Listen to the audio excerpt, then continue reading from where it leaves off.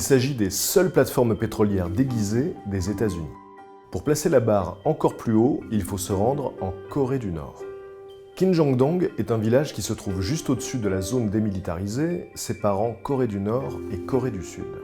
Elle abrite 200 familles dans de jolis immeubles bien alignés et on y trouve des écoles et un hôpital. En tout cas, c'est ce que dit le gouvernement nord-coréen. Mais quand on observe les bâtiments de plus près, on s'aperçoit que les fenêtres n'ont pas de vitres, que les lumières fonctionnent sur minuterie et que les seules personnes présentes sont des ouvriers de maintenance. En réalité, Kinjongdong est un village de propagande, un leurre censé tromper les habitants du village d'en face qui se trouve en Corée du Sud. Dans les années 80, le gouvernement sud-coréen érigea un mât de 100 mètres de haut à la frontière pour y accrocher le drapeau national. La Corée du Nord répliqua immédiatement en installant un mât de 160 mètres à Kinjongdong, le plus grand du monde à l'époque. Ce duel nationaliste n'était pas que visuel. Jusqu'en 2004, le village fantôme diffusait des messages de propagande à travers des haut-parleurs pour encourager les sudistes à franchir la frontière.